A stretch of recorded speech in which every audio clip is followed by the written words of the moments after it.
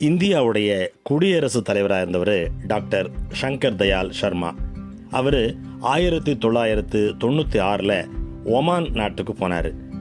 Oman நாட்டுக்கு அவர் போனப்ப ஏர்போர்ட்டில் அவரை ரிசீவ் பண்ணுறதுக்கு ஒமானுடைய சுல்தான் கபூஸ் வந்துட்டார்.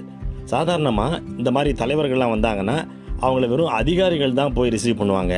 ஆனால் முதல் முறையாக நாட்டோட மன்னரே நேராக ஏர்போர்ட்டுக்கு வந்தார். அது மட்டும் இல்லை, அவர் நேராக போய் பிளேனில் அவரோட சீட்லேயே போய் அவரை ரிசீவ் பண்ணி அவரை கீழே கூட்டிகிட்டு வந்தார். அடுத்தது மன்னரே தன்னுடைய சொந்த காரில் டாக்டர் சர்மா உட்கார வச்சு அவரே காரையும் ஓட்டினார்.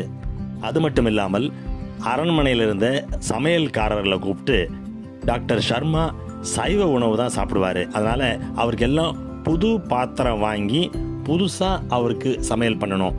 அதில் எந்த விதமான நான் வெஜிடேரியன் சமையலும் பண்ணிடக்கூடாது. நான் வெஜிடேரியன் சமைக்கிற கிச்சனில் கூட அது பண்ணக்கூடாது, புது கிச்சனில் பண்ணுங்க அப்படின்னு சொல்லியிருக்கிறாரு. எதுக்கு இவ்வளவு மரியாதை அவர் கொடுத்துருக்கிறாரு அப்படின்னு எல்லாரும் யோசிச்சாங்க. அவர் கேட்கவும் கேட்டாங்க, எவ்வளவோ தலைவர்கள் வந்திருக்காங்க, ஆனால் அவங்க யாருக்குமே கொடுக்காத மரியாதையே இவருக்கு நீங்கள் ஏன் கொடுக்குறீங்கன்னு. அதுக்கு சுல்தான் கபூஸ் சொன்னார், நான் கொடுக்குற மரியாதை ஒரு அரசியல் தலைவருக்கான மரியாதை அல்ல. நான் இந்தியாவில் பூனாவில் படித்தப்ப டாக்டர் சங்கர் தயாள் சர்மா என்னுடைய ஆசிரியராக இருந்தார். அந்த ஆசிரியருக்கு நான் கொடுக்குற மரியாதை இதுனார். ஆசிரியர்கள் என்பவர்கள் தானே உயர்ந்தவர்கள்.